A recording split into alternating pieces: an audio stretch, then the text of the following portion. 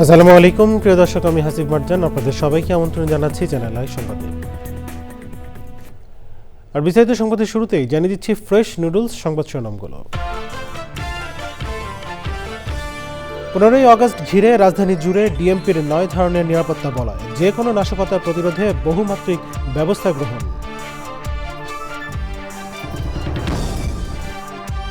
প্রধানমন্ত্রী তারেক রহমান আগামী সপ্তাহে ভারত যেতে পারেন, এনডিটিভির রিপোর্ট। দ্বিপক্ষীয় সফরের জন্য আনুষ্ঠানিক আমন্ত্রণ জানিয়েছে দিল্লি। স্বাধীনতা পুরস্কারে ভূষিত এয়ার ভাইস মার্শাল সুলতান মাহমুদ বীর উত্তমের মৃত্যুবার্ষিকীতে শ্রদ্ধা নিবেদন। বিমান বাহিনীকে যুগোপযোগী করার অবদান স্মরণ। কাপ্তাই হ্রদে 3 মাস বন্ধ থাকার পর আবারও মাছ শিকার শুরু। জেলেও ব্যবসায়ীদের স্বস্তি ফেরার সঙ্গে বাজারে সরবরাহ বাড়ার সম্ভাবনা। এবং সবুজে সাজাই বাংলাদেশ স্লোগানে চাঁদপুরে প্রকৃত জীবন ক্লাবের বৃক্ষরোপণ বিতরণ। পরিবেশ সচেতন প্রজন্ম গড়তে ইতিবাচক ভূমিকা রাখবে প্রত্যাশা।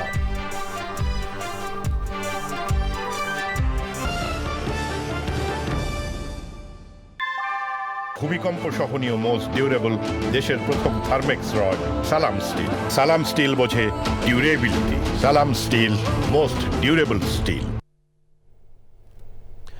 সংবাদ জানাচ্ছিলাম। এখনকার সংবাদের জন্য একই সঙ্গে চ্যানেলের ইউটিউব চ্যানেলে এবং চ্যানেল আই এর ওটিটি প্ল্যাটফর্মে স্ক্রিনে লাইভ স্ট্রিম হচ্ছে। চলেছে বিস্তারিত সংবাদে।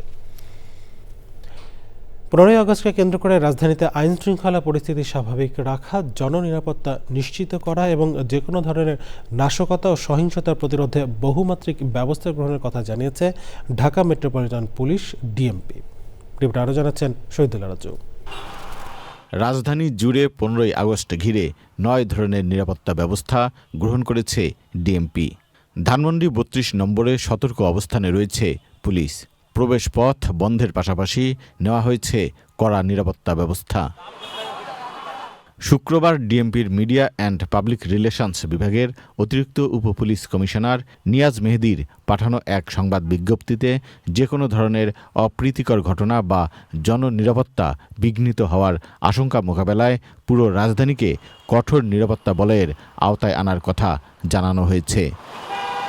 ডিএমপির নিরাপত্তা ব্যবস্থার মধ্যে রয়েছে রাজধানী জুড়ে পিকেট ও চেকপোস্ট ডিউটি পরিচালনা, মহানগরের সব প্রবেশপথে চেকপোস্ট ও তল্লাশি কার্যক্রম জোরদার, ডিবি ও সিটিটিসির সদস্যরা মোতায়েন থাকবেন।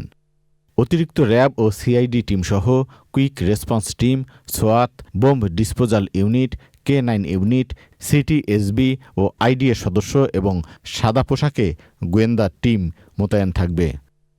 স্বাভাবিক মোতায়েনের বাইরে রাজধানীর বিভিন্ন গুরুত্বপূর্ণ point, metro rail station, bus terminal, launch ঘাট, রেল স্টেশন ও শপিং মল সহ সংবেদনশীল এলাকায় নিশ্চিত নিরাপত্তা নিশ্চিত করার কথা জানিয়েছে DMP. Shahidullah Raju, channel I, Dhaka. আগামী সপ্তাহে ভারত সফরে যেতে পারেন প্রধানমন্ত্রী তারেক রহমান। ঢাকা ও দিল্লির পররাষ্ট্র দপ্তরের সূত্রের বরাতে ভারতীয় গণমাধ্যম এনডিটিভি সেই ইঙ্গিত দিয়েছে। 2024 সালে অগস্টের রাজনৈতিক পট পরিবর্তনের পর ঢাকা দিল্লির শীতল সম্পর্কের বরফ গলাতে এই দ্বিপাক্ষিক সফরকে অত্যন্ত তাৎপর্যপূর্ণ মনে করা হচ্ছে। বিস্তারিত মইনুল হাসানের রিপোর্টে। দিল্লির আমন্ত্রণে 2 দিনের রাষ্ট্রীয় সফরে ভারত যেতে পারে প্রধানমন্ত্রী তারেক রহমান। সফরে ভারতের প্রধানমন্ত্রী নরেন্দ্র মোদীর সঙ্গে দ্বিপাক্ষিক বৈঠকে বসার কথা রয়েছে তার। ভারতের গণমাধ্যম এনডিটিভি এই তথ্য দিয়েছে। ফেব্রুয়ারিতে দায়িত্ব গ্রহণের পরপরই ভারত নয়াদিল্লি সফরের আমন্ত্রণ জানায় প্রধানমন্ত্রী তারেক রহমানকে। সেপ্টেম্বরে দিল্লিতে ব্রিক্স আউটরিচ অধিবেশনে যোগদানের জন্য নয়াদিল্লি বাংলাদেশকেও আমন্ত্রণ জানিয়েছে।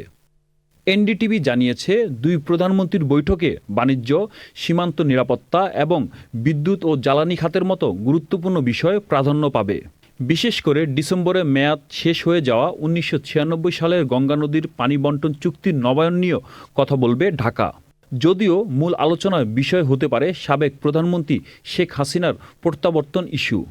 মৃত্যুদণ্ডপ্রাপ্ত হাসিনার দিল্লিতে অবস্থান ও সাম্প্রতিক বক্তব্য ঘিরে ঢাকায় তীব্র প্রতিবাদের কথা মোদিকে সরাসরি জানাতে পারেন তারেক রহমান।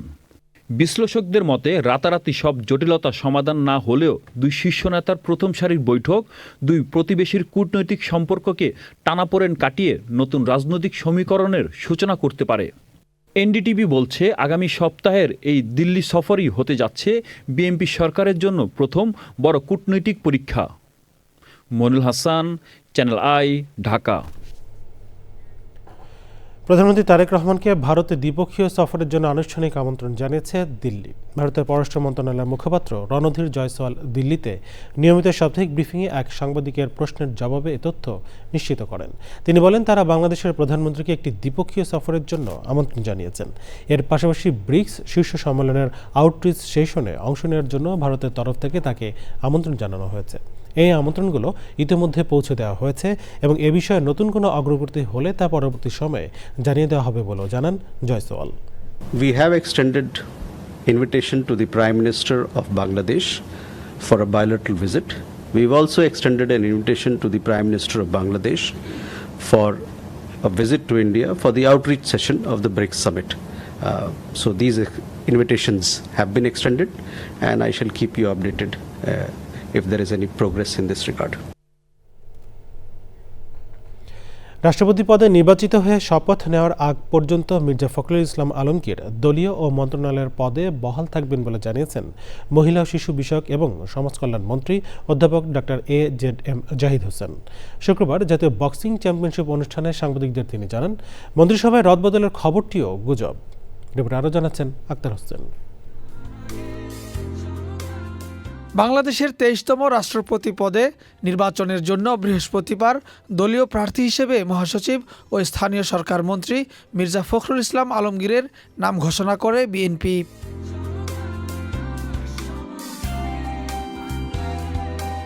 ত্রয়োদশ জাতীয় সংসদে বিএনপির 2/3 সংখ্যাগরিষ্ঠতা থাকায় মির্জা ফখরুল ইসলাম আলমগীরের বঙ্গভবন যাত্রা অনেকটা নিশ্চিত। তবে এখনই এ ব্যাপারে কোনো মন্তব্য করতে নারাজ তিনি। শুক্রবার বেইলি রোডের মিনিস্টার্স কোয়ার্টার জামে মসজিদে জুমার নামাজ আদায় করে তিনি দেশবাসীকে শুভেচ্ছা জানান। ওই খবরের জন্য অপেক্ষা করেন, ইলেকশনটা হোক, হ্যাঁ, তারপরে কথা বলবো। ইলেকশন হওয়ার পরে কথা বলবো। হ্যাঁ। এদিকে মির্জা ফখরুলের দলীয় পদ ও মন্ত্রিত্ব ছাড়া নিয়ে ধূম্রজাল সৃষ্টি হয়েছে।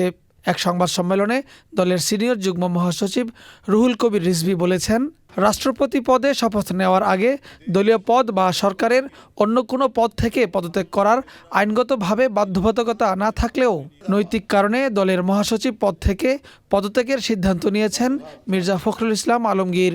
আইনগতভাবে এখানে কোনো বাধ্যবাধকতা নেই যে শপথ করার পূর্বে দলের পদ থেকে বা সরকারের অন্য পদ, মন্ত্রী হোক বা এমপি হোক, এখান থেকে যে পদত্যাগ করতে হবে। কিন্তু যেহেতু উনি দলের মহাসচিব, কালকে দলের মনোনীত রাষ্ট্রপতি তিনি হয়েছেন, মানে রাষ্ট্রপতির মনোনয়ন পেয়েছেন দলের পক্ষ থেকে, এই কারণে তিনি মনে করেছেন নৈতিক কারণে তিনি দল থেকে পদত্যাগ করেছেন, পদত্যাগ করবেন এই হিসাবে তিনি পদত্যাগ করেছেন, যেটি দলের যে নির্দেশ সেই নির্দেশ অনুযায়ী আমি আপনাদের কালকে বলেছি। রাষ্ট্রপতি পদে নির্বাচিত হয়ে শপথ নেওয়ার আগ পর্যন্ত মির্জা ফখরুল ইসলাম আলমগীর দলীয় ও মন্ত্রণালয়ের পদে বহাল রয়েছেন বলে জানিয়েছেন সমাজ কল্যাণ মন্ত্রী অধ্যাপক doctor AZM Zahid Hossain. Akhtar Hossain, channel I, Dhaka. Engineer সাহেব, বাড়ি ডিজাইন তো হলো, কিন্তু কোন রড দিয়ে বাড়ি বানাবো? অবশ্যই আকিজ ইস্পাত, কারণ ভালো মানের 500W রডের yield strength 500 MPa, tensile strength 625 MPa আর সর্বোচ্চ গুণগত মানের আকিজ ইস্পাতের টেনসাইল স্ট্রেংথ 700 MPa, অর্থাৎ ভালো মানের রডের থেকেও 12% বেশি।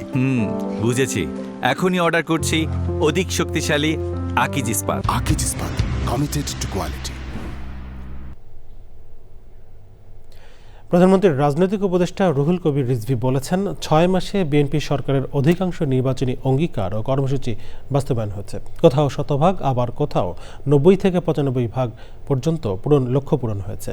বিকেলে রাজধানীর নয়াপল্টনে বিএনপির কেন্দ্রীয় কার্যালয়ে সংবাদ সম্মেলনে তিনি জানান, সরকারের 6 মাসের অর্জনের বিস্তারিত পরিসংখ্যান শিগগিরই প্রকাশ করা হবে। তিনি বলেন, সরকারের প্রথম 6 মাসে প্রয়োজনীয় কাঠামো ও প্রশাসনিক প্রস্তুতি নিতে সময় লেগেছে। পরবর্তী 6 মাসে সরকারের কর্মসূচি বাস্তবায়নের গতি আরও বাড়বে বলেও প্রত্যাশা করেন তিনি। এ সময় সাবেক প্রধানমন্ত্রী বেগম খালেদা জিয়ার 81তম জন্মবার্ষিকী উপলক্ষে শনিবার ঢাকা সহ সারা দেশে বিএনপির কর্মসূচি ঘোষণা করেন রুহুল কবির রিজভী।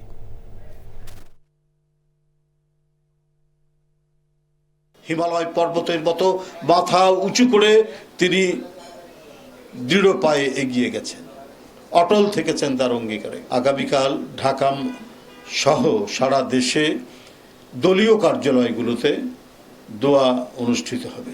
এই লক্ষ্য পূরণ, যেটা 6 মাসের মধ্যে টোটাল যে অঙ্গীকার বা ম্যানিফেস্টোর কত অংশ হয়, সেই অংশ অনুযায়ী 6 মাসের যে লক্ষ্য, সে লক্ষ্য মোটামুটি সবগুলোই পূরণ হয়েছে। কোথাও হয়তো 19-20 হতে পারে, হ্যাঁ, কোথাও হয়তো 100% না হলেও সেখানে 95%, 90% হচ্ছে, কোথাও 100% হয়েছে।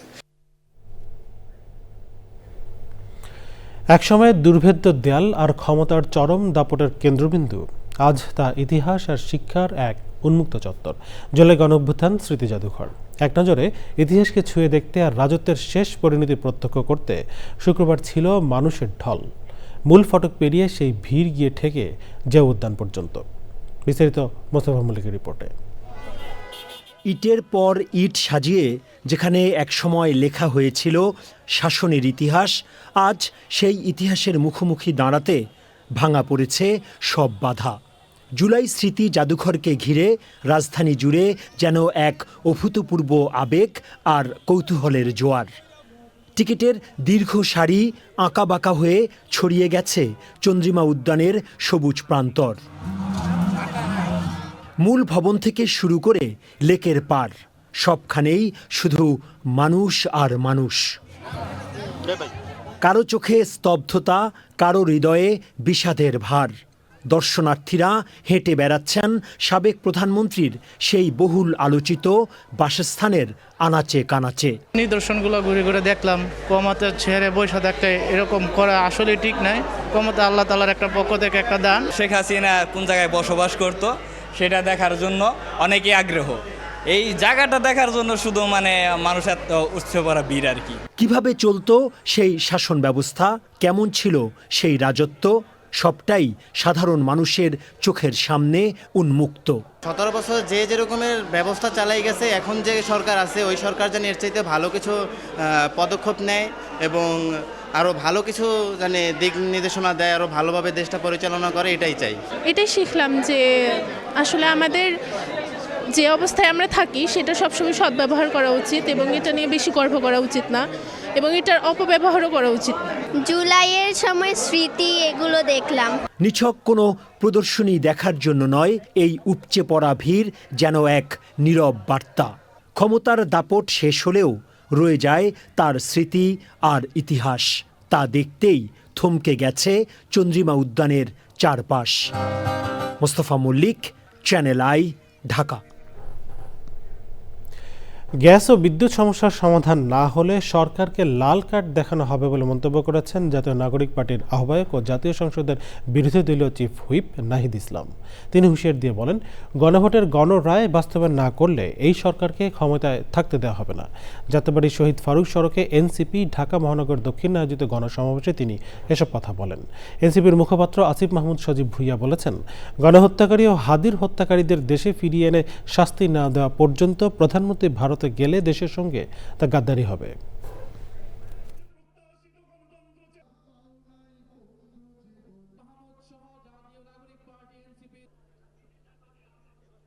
কোন প্রশাসক, যাদেরকে প্রশাসক দেওয়া হয়েছে, কেউ স্থানীয় সরকার নির্বাচনে অংশগ্রহণ করতে পারবে না।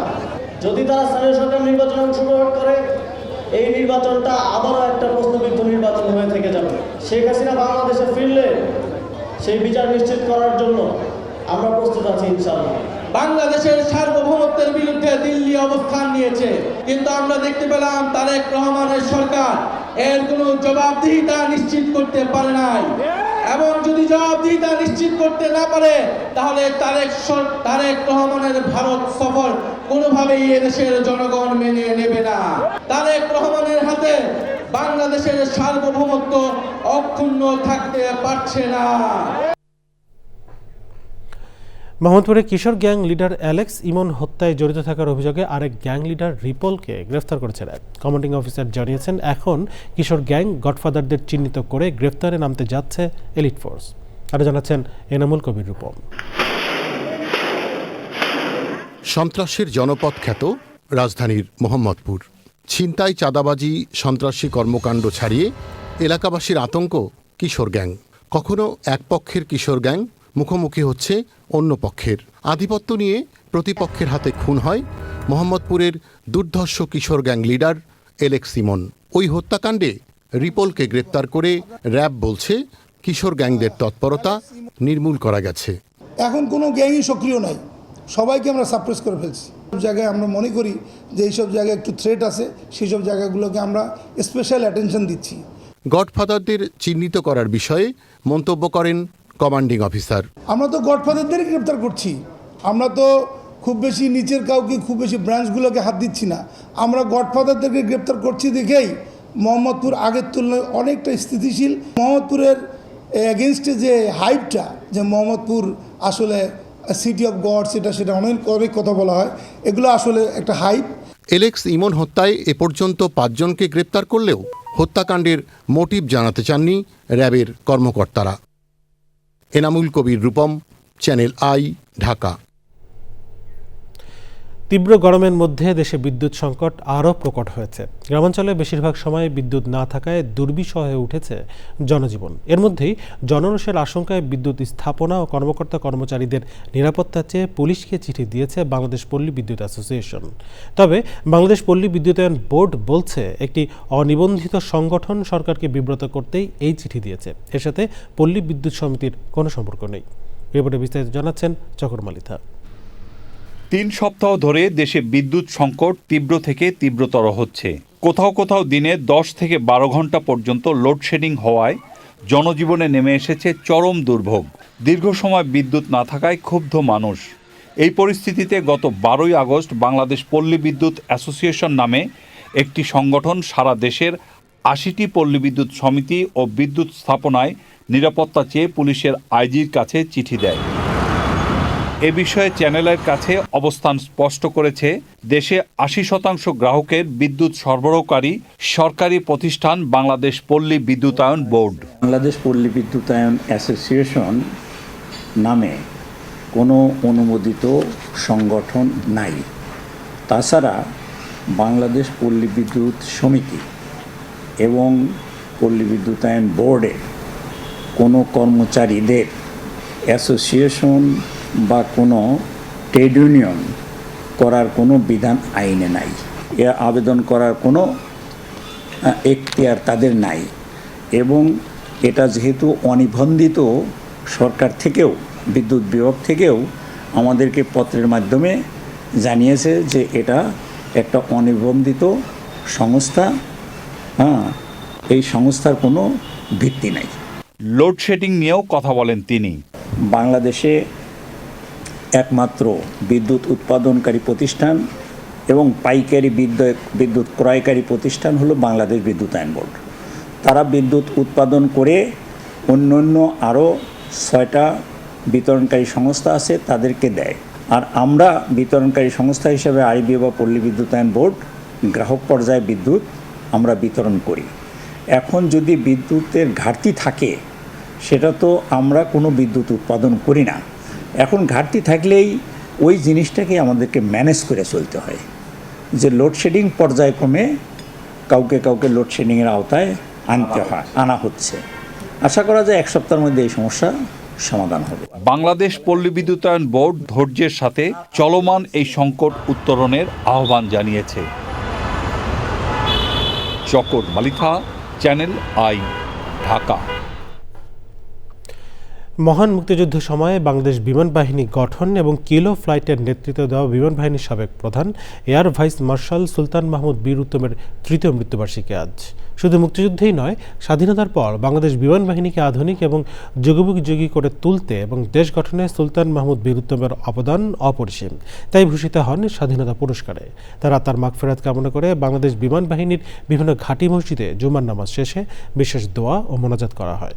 রিপোর্ট আরও জানাচ্ছেন ওবায়দুল রশিদ। 1944 সালের 3রা মে ফেনীতে জন্মগ্রহণ করেন সুলতান মাহমুদ। 1962 সালের 1 জুলাই পাকিস্তান বিমান বাহিনীর জিডি পাইলট হিসেবে কমিশন লাভ করেন। মহান মুক্তিযুদ্ধের সময় তিনি পালিয়ে মুক্তিযুদ্ধে অংশগ্রহণ করেন। মুক্তিযুদ্ধে অংশ নেয় সুলতান মাহমুদের পুরো পরিবার। শুরুতে 2 নম্বর সেক্টর এবং পরে 1 নম্বর সেক্টরে অপারেশন কমান্ডার হিসেবে গেরিলা বাহিনীকে সুসংগঠিত করেন। এরপর তিনি গেরিলা অপারেশন করে চট্টগ্রামের মদুনাঘাট পাওয়ার স্টেশন সফলভাবে ধ্বংস করেন এবং গুলিবিদ্ধ হয়ে আহত হন। আমি গণবাহিনীটা দেখাশোনা শুরু করলাম, গেরিলা ফোর্স অফ সেক্টর 1। আমি একটা অপারেশন ঠিক করলাম যে যাতে প্রাথমিকভাবে পাকিস্তানিদের একটা ধাক্কা দেওয়া যায়। 1971-এর 28 সেপ্টেম্বর ভারতের নাগাল্যান্ড বিমান ঘাঁটিতে গঠন করা হয় বাংলাদেশ বিমান বাহিনীর কিলো ফ্লাইট।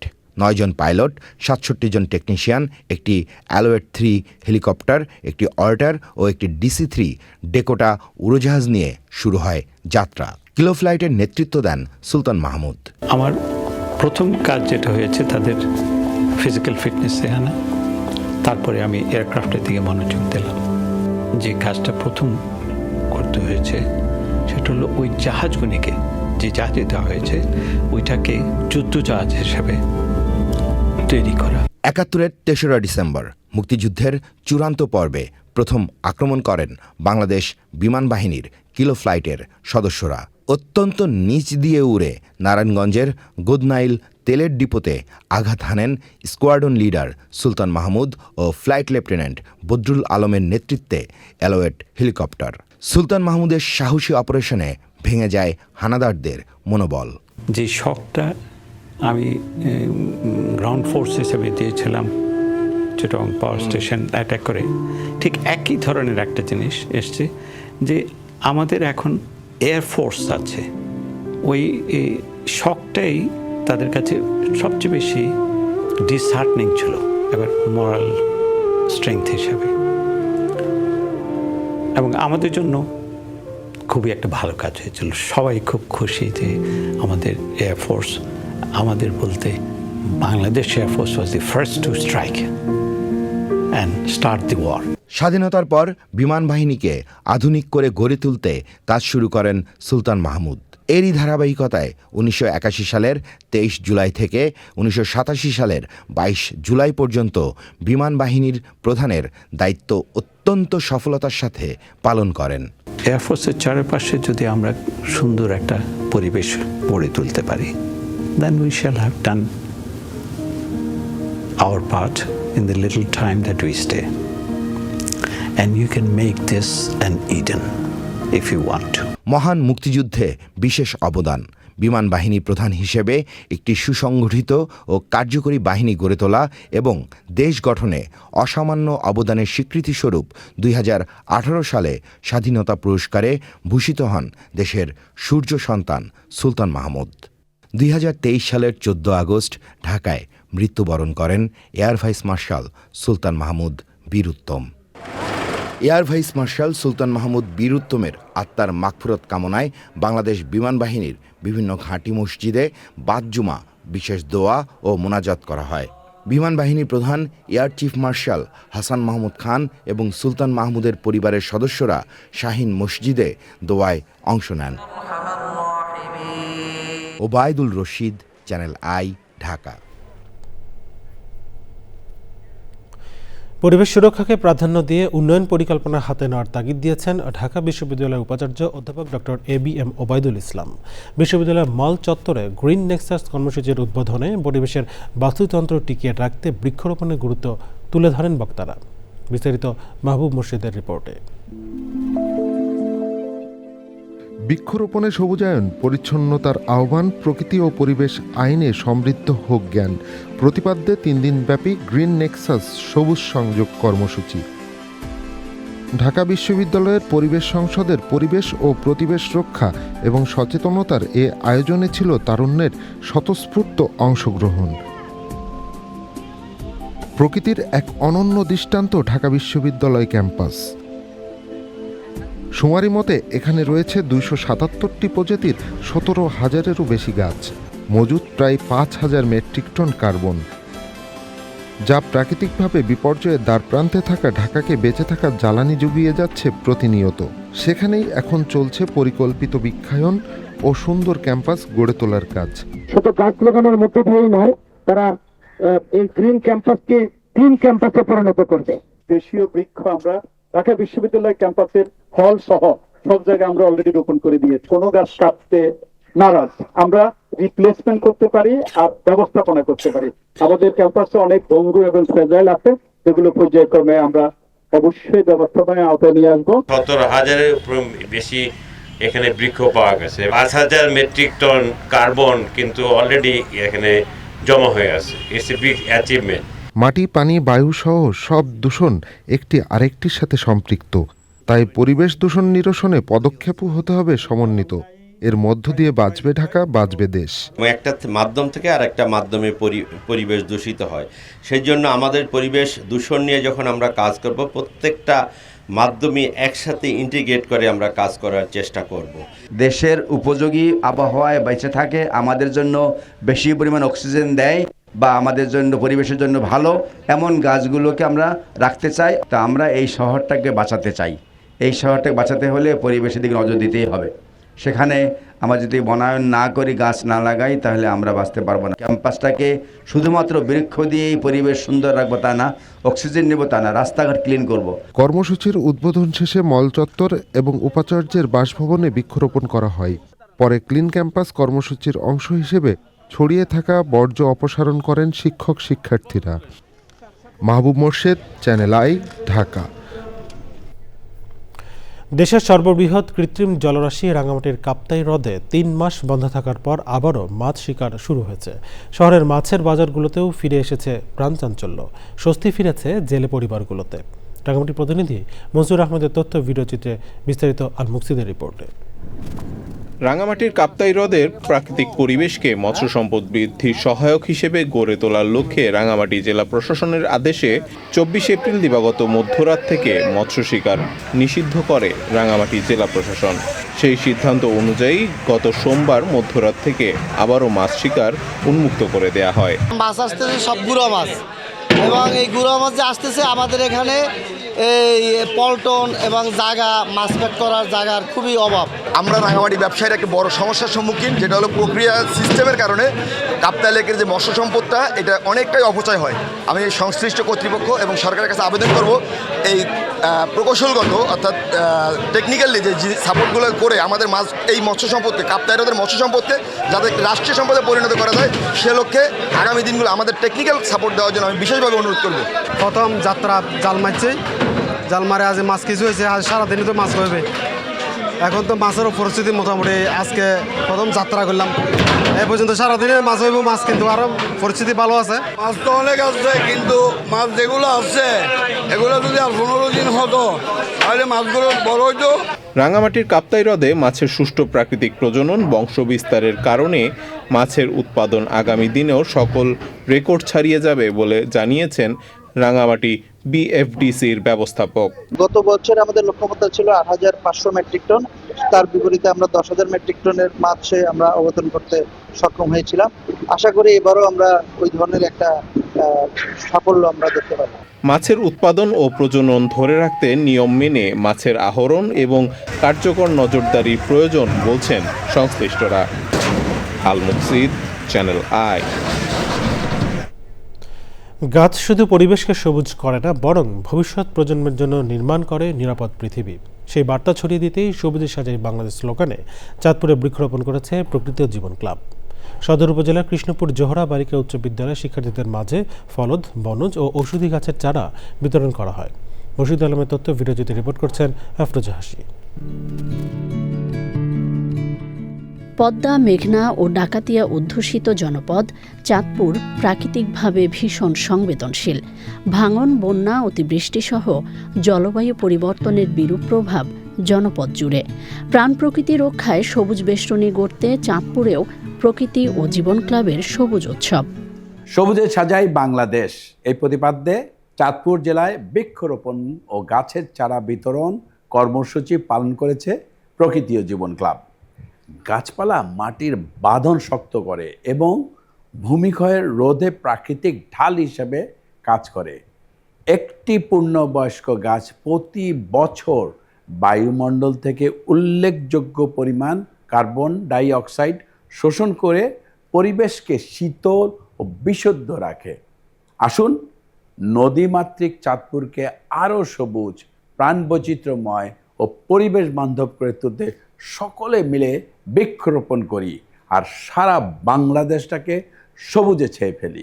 পরিবেশ রক্ষা ও সবুজায়নে আগ্রহী করতে শিক্ষার্থীদের হাতে তুলে দেওয়া হয় ফলদ, বনজ ও ওষুধি গাছের চারা। পরিবেশের জন্য এবং আমাদের জীবন রক্ষা করার জন্য খুব মূল উৎস হচ্ছে গাছ। আমাদের বেঁচে থাকার জন্য গাছ অত্যন্ত গুরুত্বপূর্ণ। প্রকৃতি ও জীবন ক্লাব যে উদ্যোগ নিয়েছে, এই উদ্যোগকে আমরা সারা বাংলাদেশে ছড়িয়ে দিতে চাই। বৃক্ষরোপণটা শুধু একদম সামাজিক কর্মসূচি না, এটা আমাদের ভবিষ্যৎ প্রজন্মের জন্য একটি সামাজিক দায়বদ্ধতা হিসাবে আমাদের কর্তব্য হয়ে দাঁড়িয়েছে। এই গাছ শুধু রোপণ এবং বিতরণের মধ্যে সীমাবদ্ধ নয়, আমরা গাছগুলো পরবর্তীতে পরিচর্যা নিয়েও আমরা কাজ করব।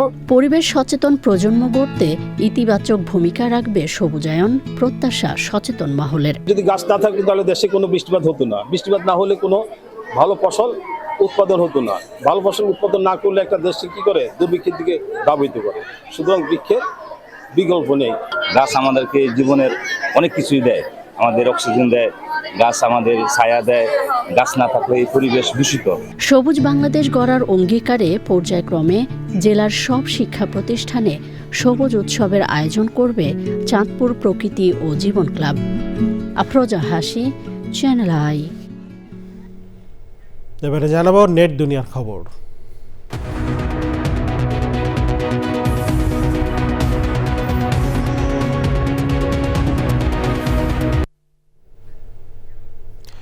যুক্তরাষ্ট্রের অরেগন অঙ্গরাজ্যের পোর্টল্যান্ডে শহরের একটি বাসে উঠে পড়ল 2 ছাগল। তবে বাসে তাদের যাত্রা ছিল মাত্র কয়েক সেকেন্ডের। এই অদ্ভুত ঘটনার দৃশ্য ধরা পড়ে ট্রাইমেটের নিরাপত্তা ক্যামেরায়। ফুটেজে দেখা যায় বাসের দরজা বন্ধ হওয়ার আগেই লাফিয়ে বাসে উঠে পড়ে ছাগল দুটি। দরজা বন্ধ করে দেন চালক, কিন্তু কিছুক্ষণ পরই অপ্রত্যাশিত 2 যাত্রীর বিষয়টি নজরে আসে তার। সঙ্গে সঙ্গে দরজা খুলে দেন তিনি। এরপর দ্রুত লাফিয়ে বাস থেকে নেমে যায় ছাগল দুটি। পুরো ঘটনাটি ধরা পড়ে বাসের ভেতরের ও ওপরের ক্যামেরায়। মুহূর্তের এই ঘটনা নজর কেড়েছে ট্রাইমেটের যাত্রী ও সামাজিক যোগাযোগ মাধ্যম ব্যবহারকারীদের। দেখছেন চ্যানেলের সংবাদ। এই পর্যায়ে নিয়ে নিচ্ছি বিরতি। আর বিরতির পর জানিয়ে ফিরব সৌদি নেতৃত্বাধীন সামুদ্রিক প্রতিরক্ষা জোটের পরিকল্পনা সভায় 39টি দেশের অংশগ্রহণ। যৌথ ঘোষণায় সই করল 15টি দেশ।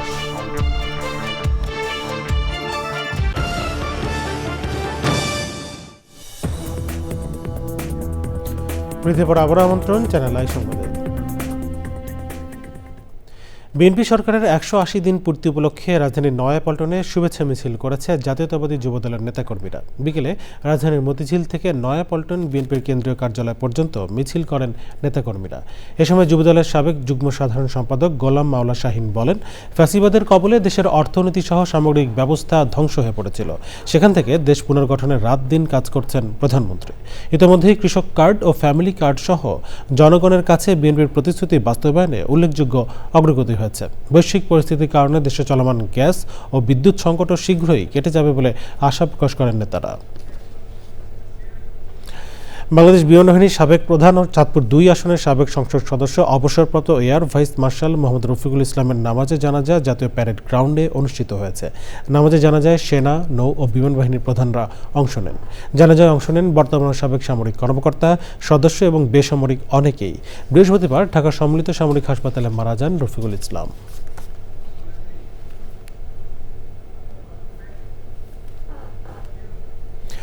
ময়মনসিংহের মাঝকান্দায় রাব্বি হত্যা মামলার প্রধান আসামি আব্দুল খালেককে হত্যাকাণ্ডের একদিন পর রাতে শহরের রঘুরামপুর এলাকা থেকে গ্রেফতার করেছে র্যাব। র্যাবের অধিনায়ক মোহাম্মদ শামসুজ্জামান জানান, পূর্ব শত্রুতার জেরে বৃহস্পতিবার দুপুরে মাসকান্দা এলাকায় একটি কম্পিউটার দোকানে রাব্বিকে ধারালো অস্ত্র দিয়ে কুপিয়ে আহত করে খালেক ও তার দলবল। পরে স্থানীয়রা তাকে উদ্ধার করে ময়মনসিংহ মেডিকেল কলেজ হাসপাতালে নিয়ে গেলে চিকিৎসকরা তাকে মৃত ঘোষণা করেন। প্রাথমিক জিজ্ঞাসাবাদে হত্যাকাণ্ডের সাথে জড়িত থাকার কথা স্বীকার করেছে খালেক। এই আসামির বাবাকে মারধর করে, ইভেন একটি হাত নাকি বিচ্ছিন্ন করে ফেলে, সেই রাগ ক্ষোভ তাদের প্রতি ছিল।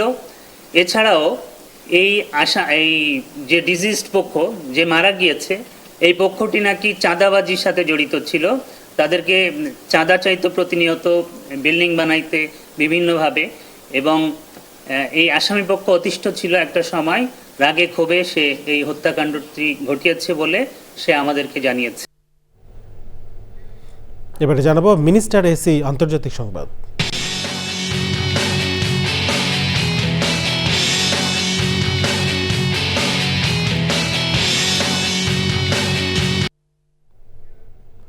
সৌদি আরবের নেতৃত্বাধীন বহুজাতিক সামুদ্রিক প্রতিরক্ষা জোটের প্রথম মেয়াদের ডেপুটি কমান্ডারের দায়িত্ব পাবে পাকিস্তান। সৌদি প্রতিরক্ষা মন্ত্রণালয়ের বরাতে আরব নিউজ জানিয়েছে, সদস্য দেশগুলোর সামরিক কর্মকর্তা ও কর্মীদের জোটের কমান্ড, যৌথ সামুদ্রিক অভিযান এবং গোয়েন্দা কার্যক্রমে যুক্ত করার প্রক্রিয়া এরই মধ্যে শুরু হয়েছে।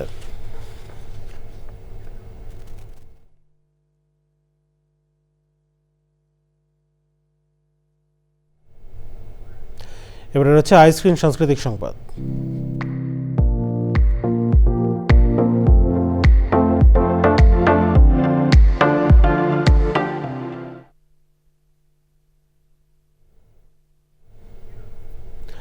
যাত্রা শুরু করল সংস্কৃতি সাহিত্য বিষয়ক সংগঠন শব্দবৃত্ত শব্দে সাজাই অনুভূতি।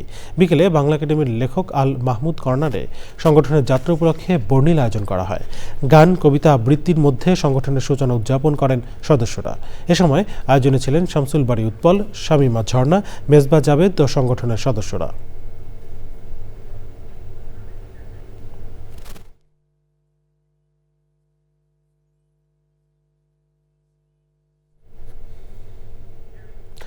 ঢাকা ব্যাংক পিএলসি বাণিজ্য সংবাদ।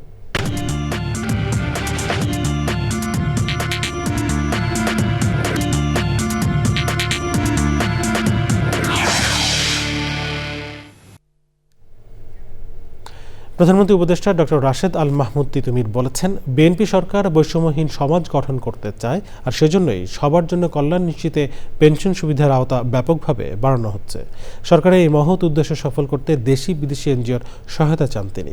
এনজিও বিষয়ক ব্যুরোতে জাতীয় পেনশন কর্তৃপক্ষের আয়োজনে 250 এনজিওর প্রতিনিধিদের সঙ্গে বৈঠকে অনলাইনে যুক্ত ছিলেন তিনি। এনজিওতে কর্মরতদের আর্থিক নিরাপত্তা দিতে প্রগতি স্কিমের বিভিন্ন দিক নিয়ে আলোচনা করেন পেনশন কর্তৃপক্ষের নির্বাহী চেয়ারম্যান এবং সদস্যরা। এনজিও প্রতিনিধিরা আজীবন পেনশন সুবিধার বিষয়ে তথ্য জানতে চান। স্বাগত বক্তব্য দেন এনজিও বিষয়ক ব্যুরোর মহাপরিচালক ডক্টর মোহাম্মদ জাকারিয়া। সংবাদে এই পর্যায়ে আবারও সময় হয়ে গেল বিরতি নেবার, আর বিরতির পর অন্যান্য সংবাদের সঙ্গে আরও জানিয়ে ফিরব। চট্টগ্রামের সীতাকুণ্ডের শিপ ব্রেকিং ইয়ার্ডে জাহাজ কাটার সময় বিষাক্ত গ্যাসে 8 শ্রমিকের মৃত্যু, আহত কয়েকজন। ঘটনা তদন্তে জেলা প্রশাসনের কমিটি গঠন।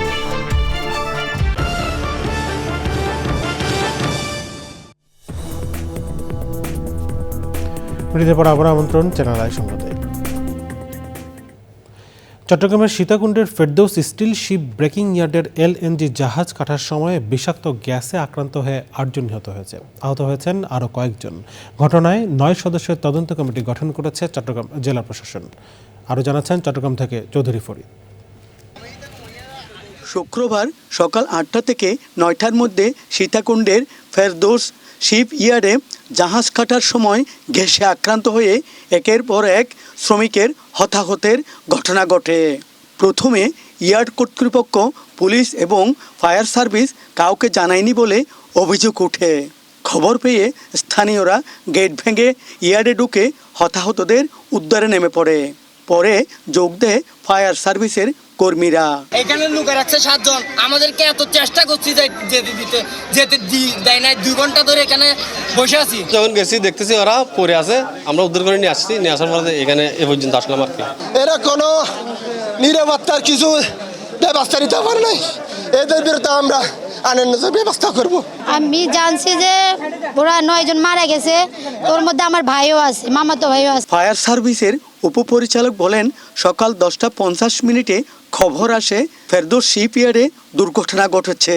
তারা কুমিরা ফায়ার স্টেশনের 2টি ইউনিট, রেস্কিউ ভ্যান, অ্যাম্বুলেন্স সহ গিয়ে হতাহতদের উদ্ধার করে হাসপাতালে পাঠায়। এখানে আপনার ক্লোরিন গ্যাস অথবা কার্বন মনোক্সাইড গ্যাস, যেটা আপনার অত্যন্ত মারাত্মক বিষাক্ত গ্যাস, ওরা যখন এটা কাজ করছিল তখন এই গ্যাস আক্রান্ত হয়ে এই দুর্ঘটনা ঘটছে। দুপুরের পরে হাসপাতালে আহতদের খোঁজ খবর নিতে ছুটে যান অর্থ ও পরিকল্পনা মন্ত্রী। তিনি শিপইয়ার্ডে দুর্ঘটনায় তদন্ত কমিটি গঠনের নির্দেশ দেন। প্রত্যেক পরিবারকে ওরা 10 লক্ষ টাকা করে আমরা বলেছি এদেরকে কম্পেনসেশনের কথা। সরকারের পক্ষ থেকে আমরা কিছু দেব। সেনাবাহিনীর এক্সপ্লোসিভ টিম গেছে, ওরা ওটা নিয়ন্ত্রণে আনার চেষ্টা করছে। গ্যাসের এক্সপ্লোশন তো খুবই কঠিন একটা অবস্থা, এটা ম্যানেজ করা খুব কঠিন। এটি ছিল এলএনজিবাহী একটি পুরাতন জাহাজ। কাটিংয়ের আগে রাসায়নিক ফ্রি না করায় এই দুর্ঘটনা বলে প্রাথমিকভাবে মনে করছেন সংশ্লিষ্টরা। Chowdhury Farid, channel I, Chattogram. চট্টগ্রাম বন্দরের বহির্নগরে 2টি বিদেশি জাহাজের সংঘর্ষ হয়েছে। প্রায় 33,000 মেট্রিক টন ডিজেল বহনকারী তেলবাহী ট্যাঙ্কার MT-C স্পাইক নোঙর করে থাকা বাল্ক ক্যারিয়ার MV সানশাইনের সাথে মারাত্মক সংঘর্ষ হয়। তীব্র স্রোতের কারণে নিয়ন্ত্রণ হারিয়ে এই সংঘর্ষ হয়েছে বলে প্রাথমিকভাবে ধারণা করা হচ্ছে। বাংলাদেশ নৌবাহিনী, কোস্টগার্ড এবং চট্টগ্রাম বন্দর কর্তৃপক্ষের টাগবোট কান্ডারি 8 উদ্ধার ও সহায়তা কার্যক্রম পরিচালনা করছে।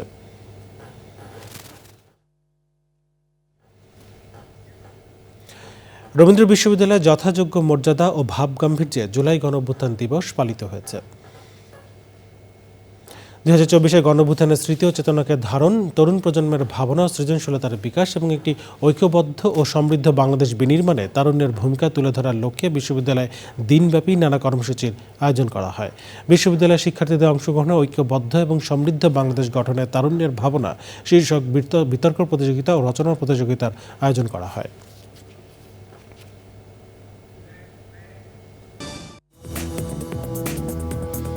ফিরে এলাম বিরতির পর, স্বাগত আর একবার চ্যানেল আই সংবাদে।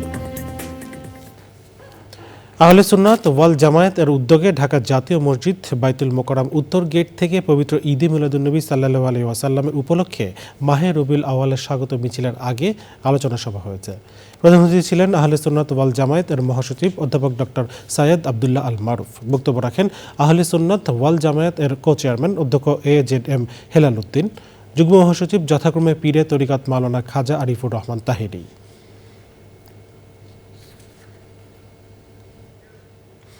অস্ট্রেলিয়ার মাটিতে টেস্ট খেলতে নেমে ইতিহাসের পাতায় নিজের নাম লিখিয়েছেন টাইগার ওপেনার তানজিদ হাসান তামিম। ক্যারিয়ারের মাত্র 2টো টেস্টেই অস্ট্রেলিয়ার শক্তিশালী বোলিং আক্রমণের সামনে দারুণ ধৈর্য আর দৃঢ়তায় তুলে নিয়েছেন সেঞ্চুরি।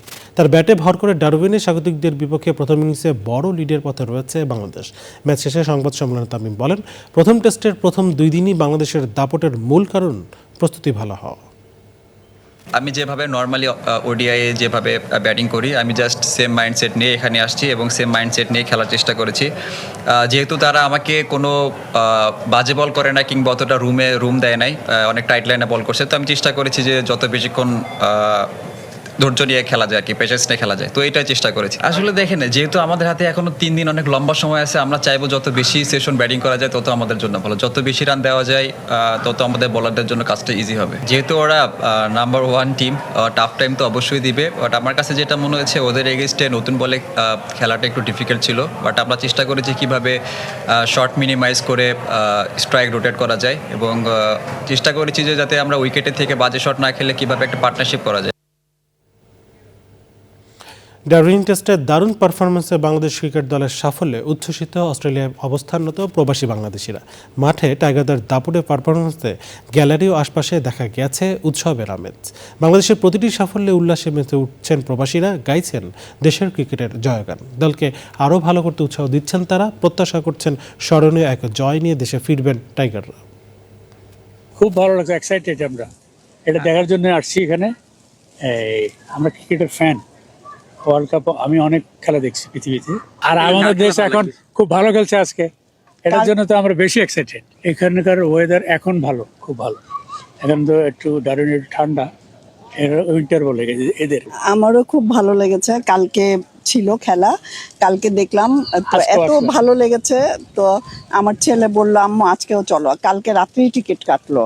আমার ওদের টিকিট ছিল, আমারটা কালকে রাত্রেই কাটলো। সংবাদ শেষ করবো, তবে যাবার আগে ফ্রেশ নুডলস সংবাদ শিরোনামগুলো জানিয়ে দিচ্ছি আরো একবার। 15ই আগস্ট ঘিরে রাজধানী জুড়ে ডিএমপির 9 ধরনের নিরাপত্তা বলয়, যে কোনো নাশকতা প্রতিরোধে বহুমাত্রিক ব্যবস্থা গ্রহণ।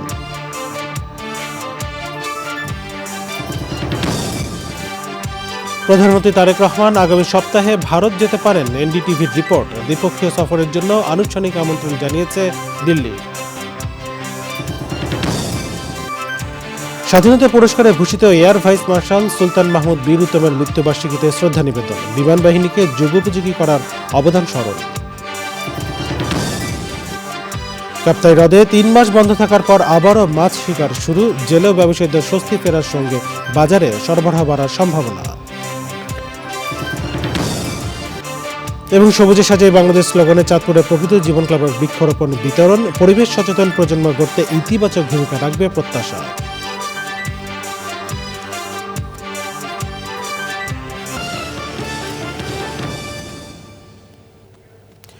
দেশের সবচেয়ে জনপ্রিয় টেলিভিশন চ্যানেল আই এর সর্বশেষ সংবাদ জানতে ভিজিট করুন channelionline.com। আমাদের সোশ্যাল মিডিয়া প্ল্যাটফর্মগুলোর পাশাপাশি যুক্ত থাকুন ওটিটি প্ল্যাটফর্ম আইস্ক্রিনের সাথে। এই ছিল চ্যানেলের সংবাদ এখনকার আয়োজন। এতক্ষণ সাথে থাকার জন্য ধন্যবাদ সবাইকে।